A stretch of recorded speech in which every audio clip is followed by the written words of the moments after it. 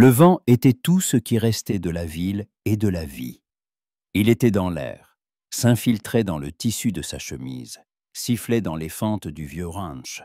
Il portait les odeurs de l'herbe sèche, du bois chauffé par le soleil et des orages lointains.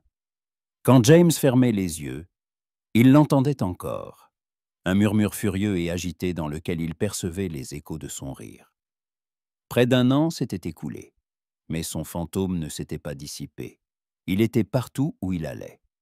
James était assis dans son rocking chair sur le porche de son ranch, regardant le soleil descendre lentement derrière l'horizon. C'était un homme à la carrure robuste, endurci par des années de travail de la terre. Ses larges épaules, autrefois droites, étaient maintenant légèrement voûtées, comme sous le poids d'un fardeau invisible. Son visage buriné et ridé trahissait son âge, mais dans ses yeux, d'un gris bleu comme le ciel avant l'aube, se lisait une douleur profonde et inextinguible. Sur sa main gauche, là où il portait autrefois son alliance, ne restait qu'une fine bande de peau plus claire. Il se souvenait comment, un an plus tôt, à la même époque, ils étaient assis ici ensemble. Il se rappelait son rire, la façon dont ses cheveux, qui sentaient les fleurs des champs et le vent frais, tombaient sur son épaule. Elle s'appelait Rosalie, et maintenant, ce nom était pour lui comme une écharde impossible à retirer. Il se leva brusquement, repoussant le fauteuil. Le grincement du bois résonna sur le porche vide.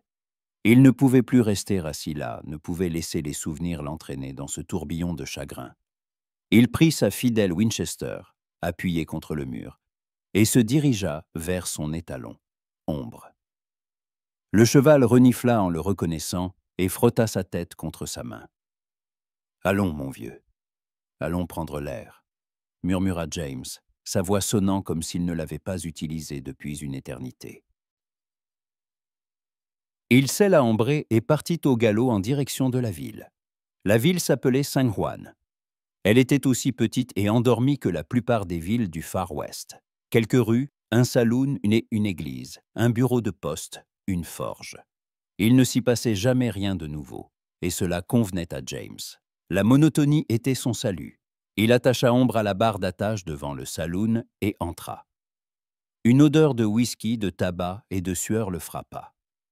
Derrière le comptoir se tenait un vieux barman nommé Hank. Il fit un signe de tête à James, sachant déjà ce qu'il allait commander. « Un whisky sans glace » dit doucement James, et Hank posa aussitôt devant lui un verre rempli à ras-bord du liquide ambré. James s'assit à une table reculée dans un coin, où personne ne pouvait le voir. Il aimait cet endroit. Ici, il pouvait observer les gens tout en restant invisible. Il leva son verre, prit une petite gorgée et sentit la brûlure dans sa gorge. C'était la seule sensation qu'il s'autorisait. C'est à ce moment précis que la porte du saloon s'ouvrit, laissant entrer un tourbillon de lumière et de poussière. Une femme se tenait sur le seuil. Sa silhouette était enveloppée d'un éclat lumineux, et un instant, James crut à une vision. Son cœur manqua un battement, et le whisky dans son verre trembla. Il la fixait, incapable de détacher son regard. Elle portait une simple robe de voyage qui, malgré la poussière et la fatigue, ne cachait pas sa silhouette gracieuse. La lumière du soleil tombait sur ses cheveux, leur donnant des reflets de feu. Son visage était sans maquillage, mais il était parfait. Ses yeux étaient de la couleur du chocolat noir, exactement comme ceux de Rosalie. Ses lèvres étaient pleines, et un grain de beauté sur sa joue se trouvait exactement au même endroit. James ne pouvait plus respirer. Il ferma les yeux, serra son verre dans sa main, sentant ses jointures blanchir. « C'est un rêve. Tu deviens fou, James, » se murmura-t-il. Mais quand il rouvrit les yeux, elle était toujours là. Elle s'approcha du comptoir et demanda de l'eau chaude d'une voix douce. Sa voix. Cette voix était la copie exacte de celle de Rosalie. Douce, mélodieuse, avec une légère raucité. « Dis, Hank, Tu as quelque chose à manger » demanda quelqu'un au bar. La femme se retourna, et son regard effleura James un instant. Dans ses yeux, il n'y avait ni reconnaissance ni curiosité, seulement de la fatigue. Elle se tourna de nouveau vers Hank, et James se sentit soulagé. Elle ne le connaissait pas. Ce n'était pas sa Rosalie. Mais il ne pouvait pas la laisser partir comme ça. Il se leva, les jambes flageolantes, le cœur battant dans sa poitrine comme un oiseau sauvage. Il s'approcha du comptoir et se tint à côté d'elle. Il sentait son parfum. Il était différent. Pas l'odeur des fleurs des champs et du vent, mais celle de la route, de la poussière et de quelque chose de sucré comme le miel. « Vous n'êtes pas d'ici » demanda-t-il, la voix tremblante. La femme tourna la tête et le regarda. Son regard était calme et posé. « Non, je viens d'arriver. Je m'appelle Rose, » dit-elle, et sa voix n'avait aucune trace de la tendresse que James connaissait si bien. « Rose » répéta-t-il, et ce nom quitta ses lèvres comme une prière. Il n'en croyait pas ses oreilles. Elle s'appelait Rose, tout comme sa Rosalie. C'était comme si le destin lui-même se jouait de lui. « Quelque chose ne va pas » demanda-t-elle, remarquant son trouble. « C'est juste que vous ressemblez beaucoup à une de mes connaissances, » mentit-il. « On me le dit souvent. Apparemment, j'ai un visage assez commun, » dit-elle, sans la moindre trace d'ironie. Elle finit son verre d'eau, remercia Hank et se dirigea vers la sortie. James resta là, la regardant s'éloigner. Ce n'était pas Rosalie. Elle était différente. Ses yeux n'avaient pas cette étincelle, cette espièglerie qu'il aimait tant. Ses mouvements manquaient de cette légèreté, de cette tendresse. Mais son visage, sa voix, c'étaient des copies conformes. Ses pensées étaient en plein chaos. Il ne savait pas quoi faire. Il ne pouvait pas la laisser partir. Il devait savoir qui elle était. Il devait comprendre pourquoi elle ressemblait tant à Rosalie. Il devait s'assurer que ce n'était pas un autre tour de son esprit tourmenté. Il se précipita à sa suite. Mais quand il sortit du saloon, elle n'était plus là. Il regarda autour de lui, mais ne la vit nulle part. Seule la poussière se soulevait sur la route menant aux abords de la ville. Elle avait disparu, comme un fantôme, comme une vision. Mais il savait qu'elle était réelle. Il savait qu'elle était arrivée en ville et qu'elle était quelque part. Et il devait la retrouver. James quitta le saloon et l'air nocturne lui fouetta le visage. Il était moins lourd que pendant la journée, mais sentait encore la poussière et l'herbe sèche. Les rues de San Juan semblaient irréellement calmes. Seul l'aboiement lointain d'un chien et le grincement d'une enseigne au-dessus d'un magasin brisaient le silence. Son cœur battait toujours à tout rompre, et dans sa tête résonnait la voix de la femme.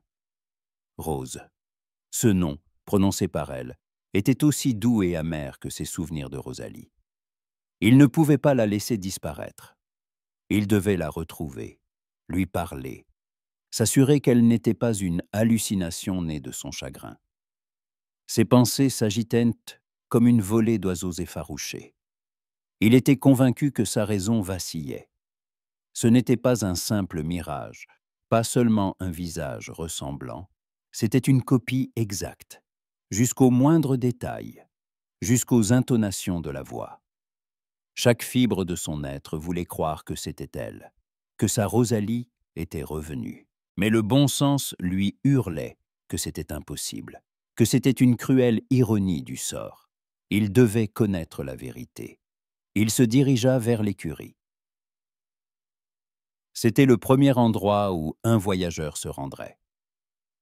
L'odeur du foin et du fumier frais emplit l'air. Un jeune garçon qui y travaillait, adossé à un mur, mâchonnait paresseusement un brin d'herbe. Au-dessus de sa tête, une lanterne à la pétrole jetait une lumière vacillante sur les murs. « Salut, Jim », lança James, s'efforçant de garder une voix neutre. « Tu n'aurais pas vu une femme ? Elle vient d'arriver. » Rousse en robe sombre. Jim cracha le brin d'herbe, se gratta la nuque, réfléchissant lentement. « Oui, monsieur, j'en ai vu une. Elle est arrivée dans une vieille charrette tirée par un cheval maigre. Elle avait de l'air épuisé, comme si elle avait voyagé des jours sans s'arrêter. Elle a dit qu'elle laissait la charrette ici pour la nuit et qu'elle allait en ville. C'est tout ce que je sais. » James hocha la tête. C'était suffisant. Il savait où elle était allée. Il n'y avait qu'un seul hôtel à San Juan. Il s'y précipita. Le bâtiment était vieux, la peinture l'écaillait et la porte grinçante. Il entra. Derrière le comptoir était assis un homme corpulent à la moustache touffue. Il lisait un journal et ne leva même pas la tête. « Monsieur, je cherche une femme. Elle vient d'arriver en ville, » dit James, essayant de parler calmement, mais les mots sortaient avec difficulté. « Beaucoup de gens arrivent, monsieur, » grogna l'homme sans quitter son journal. « Si vous cherchez votre femme, adressez-vous au shérif. Je ne peux pas divulguer d'informations sur mes clients. »« Ce n'est pas ma femme, » dit calmement James, bien qu'il bouillait intérieurement. Il sortit quelques pièces de sa poche et les posa sur le comptoir. L'homme y jeta un regard rapide, puis leva les yeux vers James. Voyant son visage tendu, il comprit que l'affaire était sérieuse. « Ah, Rose, » dit-il. « Oui, elle a pris une chambre pour une nuit. Elle a dit qu'elle était ici pour affaires. Son nom complet est Rose Davis. Elle est là dans le hall, elle attend que je prépare sa chambre. » James se retourna. Elle était assise sur un vieux banc près de la fenêtre, légèrement de dos. La lumière de la lune, filtrant à travers la vitre sale, éclairait son visage. Il sentit de nouveau son cœur se serrer et son souffle se couper. Elle était si semblable à Rosalie.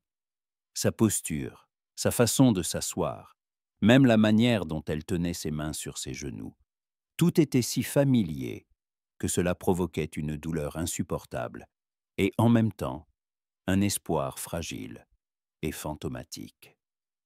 « J'ai besoin de vous parler, » dit-il en s'approchant d'elle.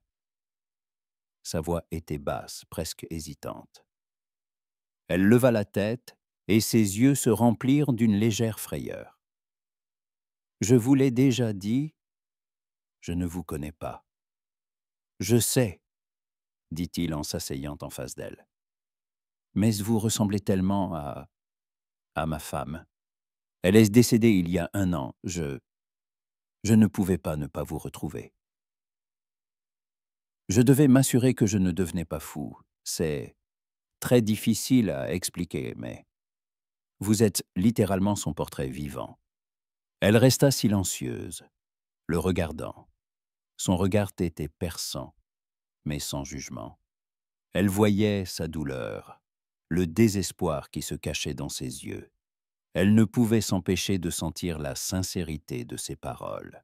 « Je suis vraiment désolée, » dit-elle. Sa voix plus douce qu'au saloon, elle tendit la main.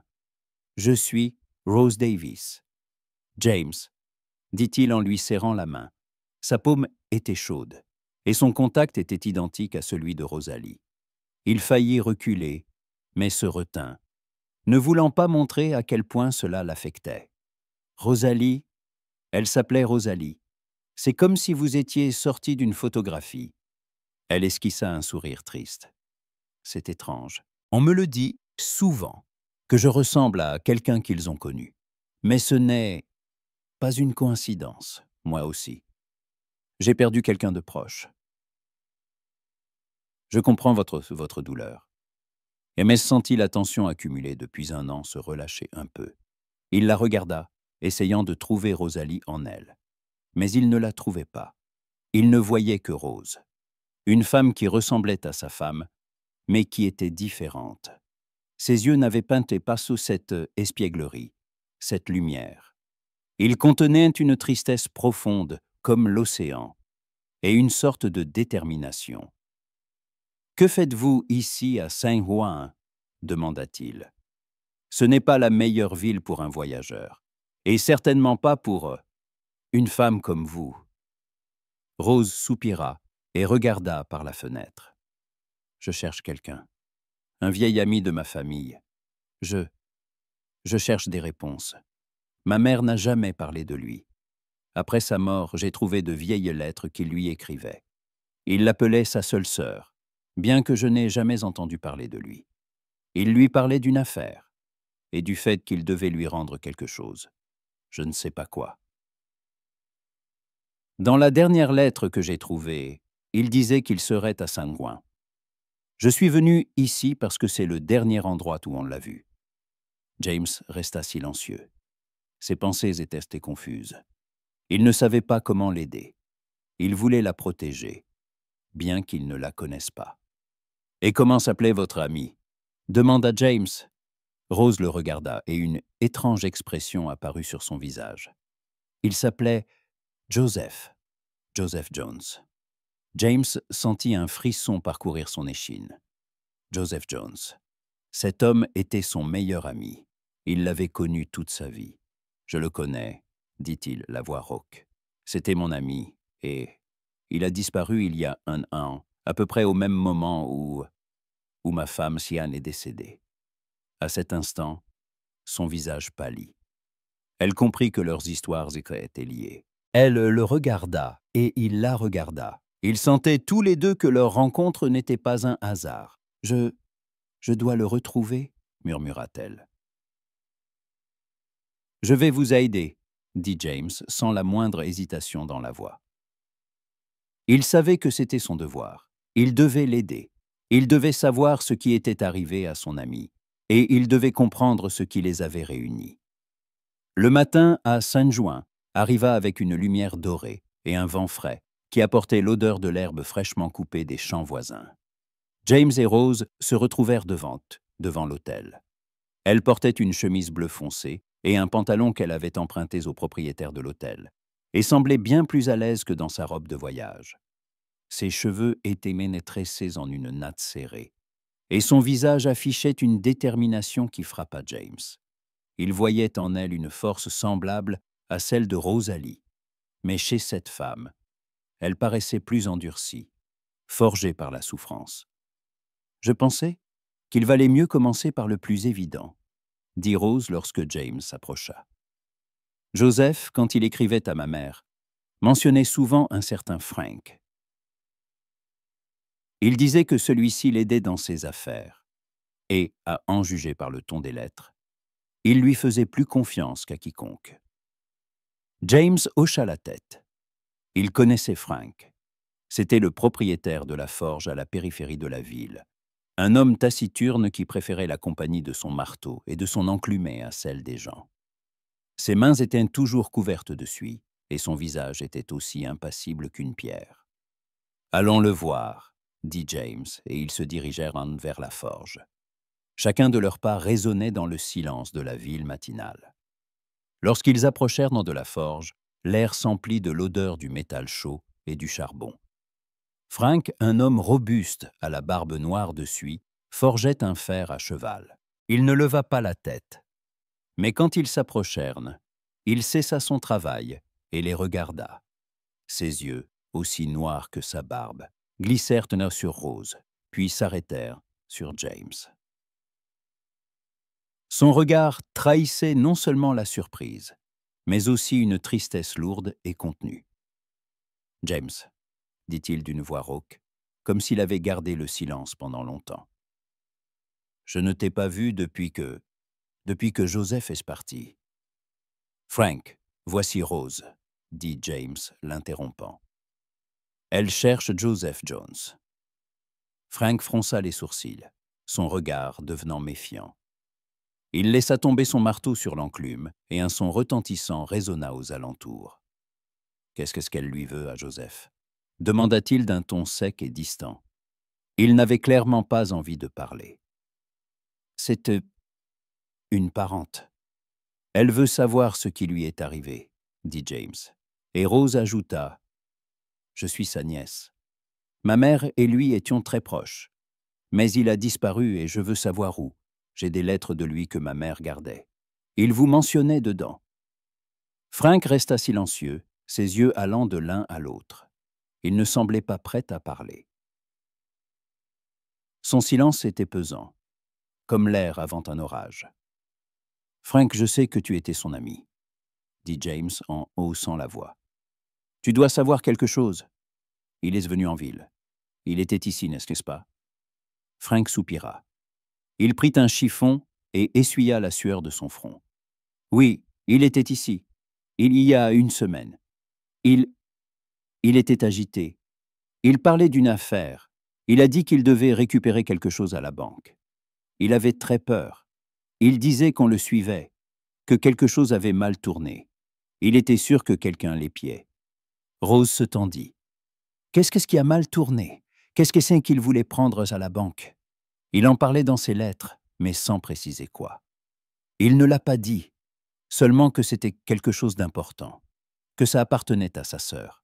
Il m'a laissé un sac en me disant que s'il lui arrivait quelque chose, je devais le remettre à sa sœur. Mais je ne savais pas comment la trouver.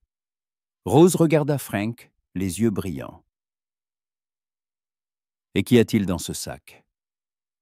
Elle tendit la main, s'attendant à ce qu'il le lui donne. « Je ne sais pas.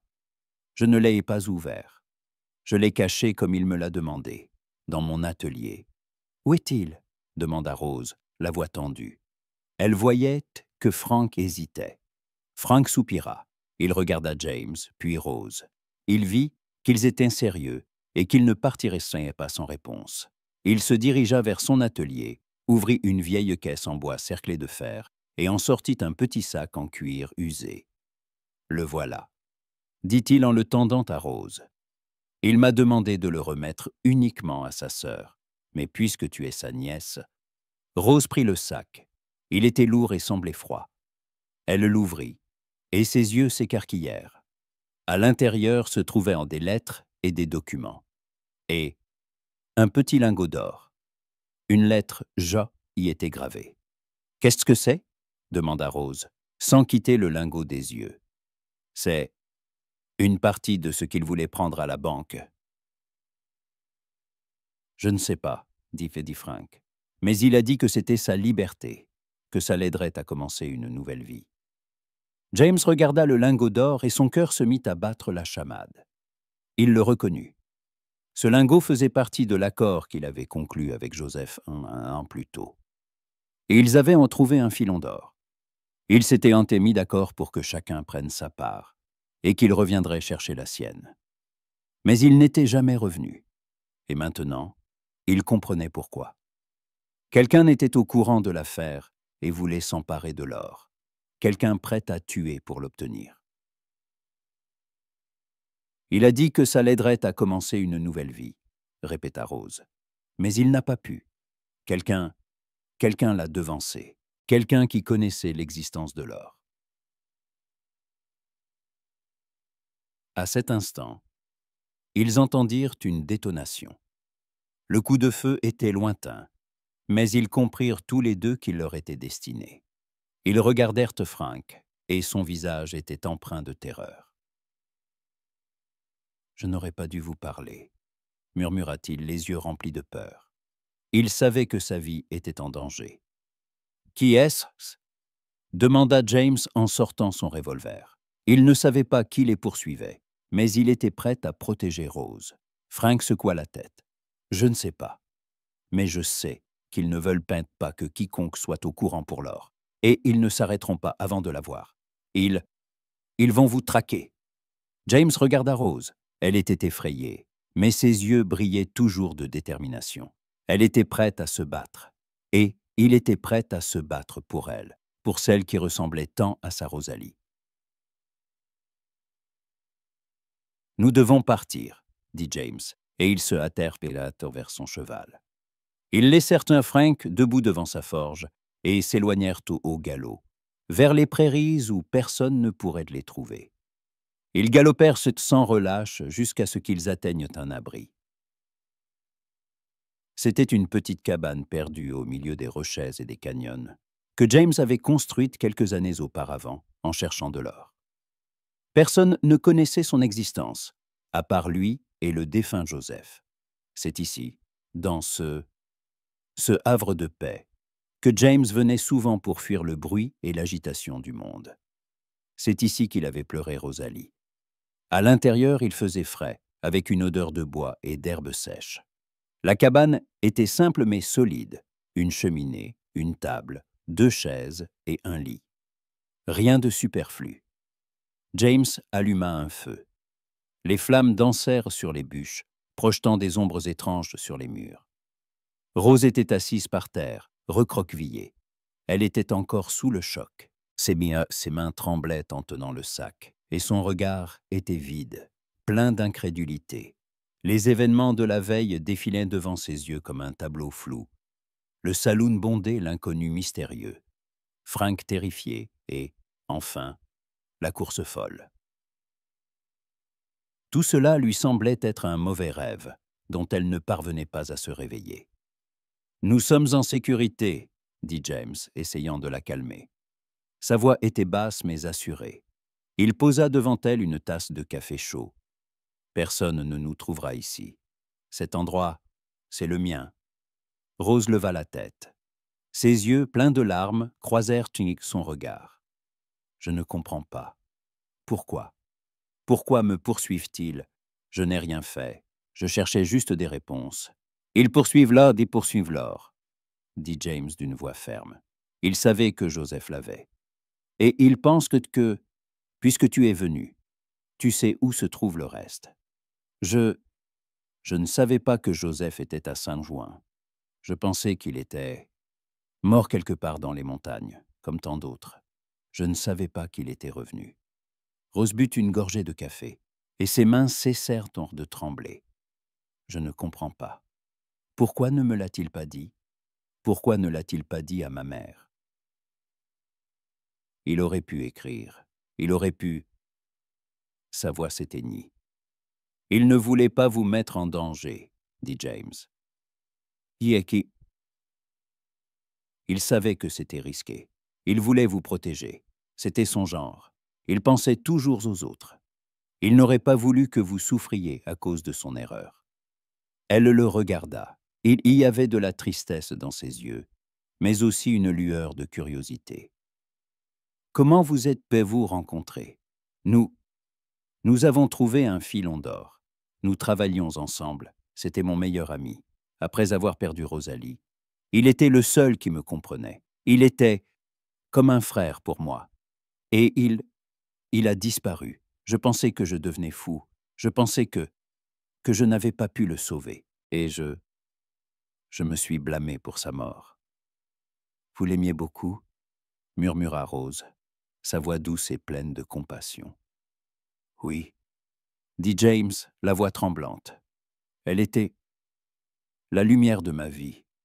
Elle était tout pour moi. Quand elle est morte, j'ai perdu une partie de moi-même. Je ne pouvais plus respirer, ni penser, ni vivre. Et maintenant, quand je vous vois, je ne sais pas quoi ressentir. Vous lui ressemblez tellement. C'est comme si un fantôme était revenu. » Rose le regarda. Elle voyait sa douleur, sa souffrance, sa solitude. Elle tendit la main et la posa sur la sienne. « Je suis vraiment désolée. Je sais ce que c'est. J'ai aussi perdu un être cher. Ma mère était mon monde. Elle était tout pour moi. Je ne sais pas comment vivre sans elle, et je comprends ce que vous ressentez. Je sais ce que c'est de sentir qu'une partie de soi est partie pour toujours. » Ils restèrent assis en silence, leurs mains se touchant, leur cœur semblant battre à l'unisson. Le feu crépitait et leurs ombres dansaient sur les murs. James sentit sa tension se dissiper lentement. Il regarda son visage, ses cheveux, ses yeux, et à un moment donné, il cessa de voir Rosalie. Il voyait Rose. La femme qui était là devant lui, qui le comprenait, qui était prête à traverser tout cela avec lui. « J'aurais dû fuir, » murmura James, la voix pleine de désespoir. « J'aurais dû rester avec elle. J'aurais dû la protéger. Mais je Je n'ai pas pu. Je n'ai pas réussi à la sauver. » Rose lui prit la main. « Ce n'est pas votre faute. Vous ne pouviez pas savoir. Vous avez fait tout ce que vous pouviez. Vous ne devez pas vous en vouloir. Vous devez vivre pour elle. Vivre parce qu'elle aurait voulu que vous viviez. » James la regarda. Il vit dans ses yeux non seulement de la compassion, mais aussi une sagesse qu'il n'attendait pas d'une femme si jeune. Il comprit qu'elle disait la vérité. Et pour la première fois depuis 1 an, il sentit qu'il pouvait se pardonner. Il sentit la lourde pierre qu'il portait dans son cœur commencer à se dissoudre lentement. Ils restèrent ainsi longtemps, parlant de leur perte, de leurs espoirs, de leur vie.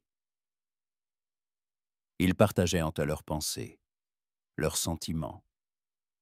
Ils étaient 2 âmes solitaires qui s'étaient trouvées dans ce monde immense et impitoyable. Ils comprirent qu'ils n'étaient pas seuls, et à cet instant, ils ressentirent quelque chose de plus qu'une simple sympathie. C'était le début de quelque chose de nouveau, le début de l'espoir, le début de l'amour. Le lendemain matin commença dans le silence, pas celui de Sangwon, mais un silence profond et apaisant des prairies. Le soleil commençait à peine à se lever sur les collines lointaines, colorant le ciel de teintes roses et oranges. James était assis près de la cheminée, regardant Rose dormir sur le vieux lit. Son visage n'était plus tendu. Il était calme et serein, comme celui d'un enfant fatigué. Il sentit quelque chose se relâcher en lui. Il n'était plus seul. Il était avec elle. Quand Rose se réveilla, la cabane était déjà emplie de l'odeur du café frais. James lui tendit une tasse en silence. Elle la prit et leurs doigts se frôlèrent un instant. Ce geste fugace était plein de tendresse, et Rose sentit une chaleur se répandre dans ses veines. Elle le regarda, les yeux pleins de gratitude. « Merci, » murmura-t-elle, « pour tout. » James hocha la tête, détournant le regard. Il était gêné par sa reconnaissance. Il ne se considérait pas comme un héros. Il faisait simplement ce qu'il devait faire. Après le petit déjeuner, ils étalèrent le contenu du sac sur la table. Outre le lingot d'or et les vieilles lettres, il y avait plusieurs papiers d'affaires enveloppés dans un tissu de toile et un petit carnet en cuir usé. Les papiers se révélèrent être des billets à ordre et des chèques qui, à en juger par les dates, faisaient partie d'une transaction financière. Le lingot d'or gravé de la lettre G brillait à la lumière qui filtrait par la fenêtre. « Ce n'est pas juste de l'or, » dit James en prenant le lingot. Il passa son doigt sur la lettre gravée. « C'est une partie de notre filon, Joseph. Il a retrouvé notre mine. Il n'a pas disparu, il est simplement... » Sa voix trembla. « Il est revenu chercher sa part. Mais quelqu'un n'a su pour l'or et ils l'ont tué. Et maintenant, ils pensent que cet or et tous ces papiers les mèneront à la mine. » Rose le regarda. Son visage était pâle. « Alors, ils ne cherchent pas seulement cet or, ils cherchent tout. Ils ne s'arrêteront pas. »« Non, » dit James, la voix empreinte de désespoir. « Ils ne s'arrêteront pas tant qu'ils n'auront pas tout. Nous devons nous en débarrasser. C'est trop dangereux. » Rose hocha la tête. « Je ne sais pas quoi faire de tout ça.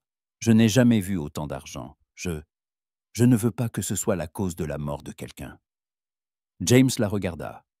Il voyait sa peur, mais aussi sa détermination. Il comprit qu'elle n'allait pas abandonner. Elle était forte, comme Rosalie, mais elle était aussi Rose, et il était prêt à tout pour la protéger. « Nous irons à Silverton, » dit-il. « C'est une grande ville. Il y a une banque que je connais. Nous y déposerons l'or et personne ne pourra le trouver. Ce sera en sécurité. Et nous serons en sécurité. » Rose accepta, mais son regard était fixé sur les vieilles lettres. « Attendez. Il écrivait à ma mère. Il disait qu'il y avait autre chose dans ces lettres. Quelque chose qu'il ne pouvait pas écrire ouvertement. » Ils se mirent à examiner attentivement les lettres. Elles étaient écrites dans un langage simple, mais des messages cachés se lisaient entre les lignes. Dans chaque lettre, Joseph mentionnait des chiffres, des dates, des lieux. Tout cela semblait absurde. Mais quand ils rassemblèrent toutes les lettres, Rose remarqua quelque chose d'étrange. Sur l'une d'elles, au dos, était dessiné un petit signe ressemblant à une croix. Elle se souvint avoir vu des signes similaires dans d'autres lettres. Et quand elle les assembla, elle vit une carte. « Qu'est-ce que c'est ?» murmura-t-elle. « C'est une carte. Une carte qui mène à l'or. » James prit la carte. Il reconnut les lieux. C'était la carte qui menait à leur mine. Il n'en croyait pas à ses yeux. Joseph avait laissé la carte dans les lettres pour que sa sœur puisse le trouver. Et maintenant, il l'avait trouvée. À ce moment, alors qu'ils regardaient de la carte, ils entendirent un craquement à l'extérieur. Ils se figèrent tous les deux. Le bruit était faible, mais bien présent. Il ressemblait au craquement d'une branche brisée, et il était bien trop proche. James se leva rapidement, prit son revolver et sortit. Il regarda autour de lui. Personne. Mais il sentait que quelque chose n'allait pas. Le vent s'était levé, apportant une odeur de fumée, pas celle de leur feu. Il regarda l'horizon. Loin, à la lisière du ciel, il vit une fumée qui montait lentement dans les airs. La fumée venait du village, et ce ne pouvait être une coïncidence. Il savait qu'il était là. Il l'avait trouvé. James retourna dans la cabane. « Ils sont là, » dit-il, la voix tendue. « Nous devons partir, tout de suite. » Rose le regarda, le visage empreint de peur. Mais elle se ressaisit rapidement. Elle rassembla tous les papiers, les mit dans le sac, et ils se hâtèrent vers les chevaux. Ils montèrent rapidement en selle et s'éloignèrent au galop, en direction de Silverton. Alors qu'ils s'étaient éloignés de plusieurs miles, James, poussé par un sentiment inexplicable et glacial, se retourna instinctivement. Le vent sifflait à ses oreilles, mais à travers ces rafales, il sentit un regard posé sur lui. Au loin, sur la crête d'une colline, la silhouette sombre d'un cavalier se détachait. Il était immobile, comme enraciné dans le sol, son profil se découpant nettement sur le ciel pâlissant de l'aube. L'homme et le cheval semblaient ne faire qu'un, une ombre prédatrice qui ne se pressait pas, mais ne lâchait pas prise. James fixa ce point immobile et sentit des frissons parcourir sa peau. Ce n'était pas un bandit impulsif avide de gain, mais quelque chose de bien plus dangereux, un chasseur au sang-froid qui jouait avec sa proie. Il savait qu'il ne s'échapperait pas. Cette course n'était pas un sprint, mais un marathon pour la survie, et l'homme sur la colline était prêt à aller jusqu'au bout. Le soleil était haut, brûlant impitoyablement la prairie. La chaleur était si intense que même l'air sec semblait épais et lourd. Les chevaux les portaient péniblement, leurs flancs trempés de sueur, leur respiration sifflante. L'odeur de leur fatigue se mêlait au parfum de l'herbe sèche qu'ils foulaient. Derrière eux, à une distance à peine visible, une ombre les suivait. Elle était toujours là, ne se rapprochant ni ne s'éloignant, simplement suivant, comme un chien fidèle. James connaissait ce jeu. C'était un jeu d'usure. L'homme sur la colline n'était pas un simple bandit. C'était un professionnel, un chasseur qui savait comment faire courir sa proie jusqu'à l'épuisement. Et à cet instant, James comprit qu'il ne pouvait pas se contenter de fuir. Il arrêta son cheval. Rose, qui chevauchait devant, s'arrêta aussi. Elle se retourna et le regarda d'un air interrogateur. « Nous ne nous échapperons pas, dit-il, la voix ferme, sans l'ombre d'un doute. Il ne lâchera pas. Nous devons l'arrêter. » Rose regarda la colline. L'ombre était toujours là. « Mais comment ? Nous ne pouvons pas l'affronter. »« Si nous le pouvons, » dit James. « Mais pas comme il s'y attend. Nous devons utiliser ce terrain. Nous devons être plus malins. » Ils mirent pied à terre et se dirigèrent rapidement vers un petit canyon. Son entrée étroite était presque invisible parmi les amoncellements de roches rouges. Ici, entre les parois abruptes, chaque son se répercutait en échos multiples, et quiconque s'y aventurait perdait tout sens de l'orientation. James expliqua son plan. Il voulait tendre une embuscade, utiliser le canyon comme un piège. Il savait que leur poursuivant finirait par les rattraper. Il savait que cet homme ne serait pas prudent. Ils se cachèrent derrière d'énormes rochers, observant l'entrée du canyon.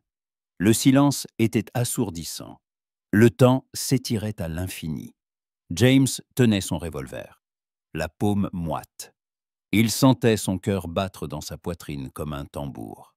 Enfin, au loin, on entendit un bruit de sabots. Il se rapprochait, et quelques instants plus tard, le cavalier apparut à l'entrée du canyon.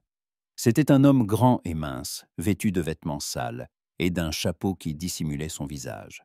Il ressemblait à une ombre, à un faucheur anonyme venu pour eux.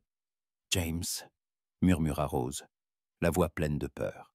« C'est lui, je l'ai vu à San Juan, c'est que celui qui était avec Frank. »« Je sais, » dit James, sans la moindre trace de peur dans la voix. « Il est venu pour nous, mais il ne sait pas que nous l'attendions. » Le cavalier rentra dans le canyon. Son cheval avançait prudemment sur les pierres, et l'homme regardait attentivement autour de lui, mais ne les vit pas. Il était sûr de lui, et cette assurance était son pire ennemi. Quand il arriva au milieu du canyon, James leva son revolver et tira en l'air.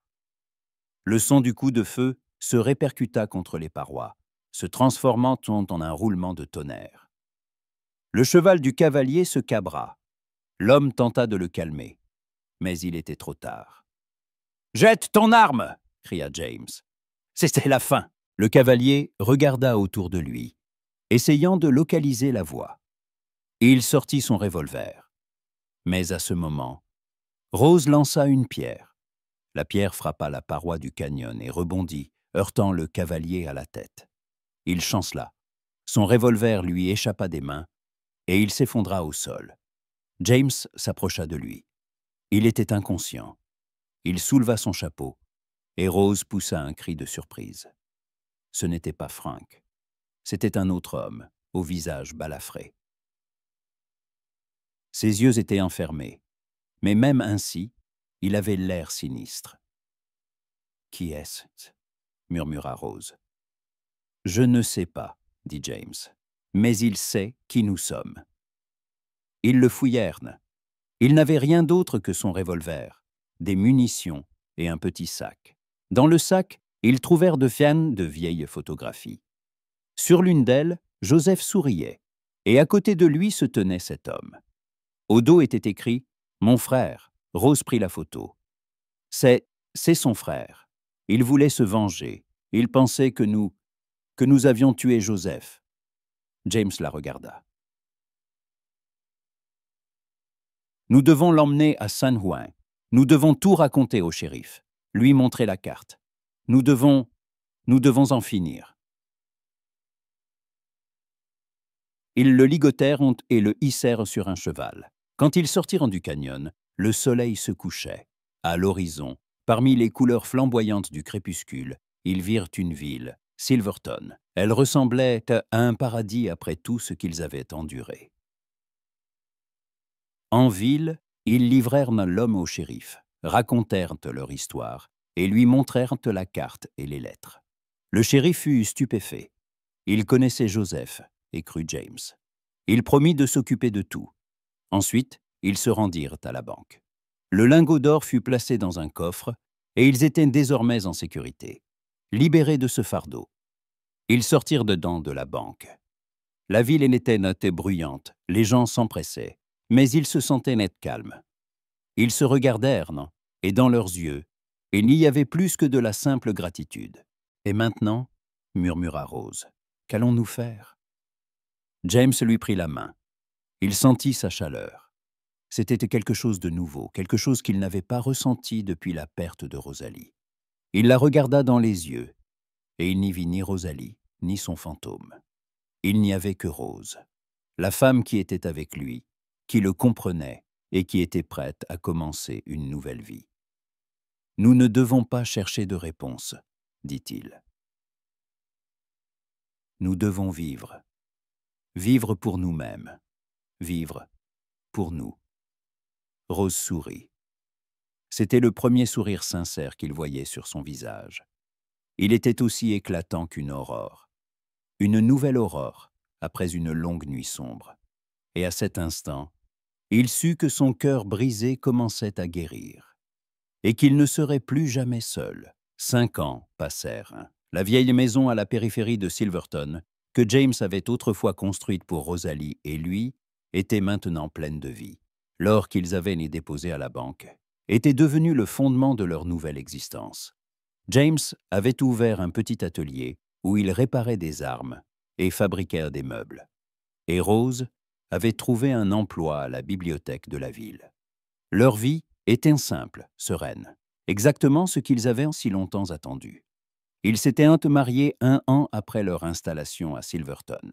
Leur mariage fut modeste, mais rempli d'amour. James ne voyait plus en Rose le fantôme de Rosalie. Il voyait Tafante et la femme qui l'avait sauvé de la solitude, qui lui avait redonné foi en la vie et en lui-même. Ils eurent des enfants.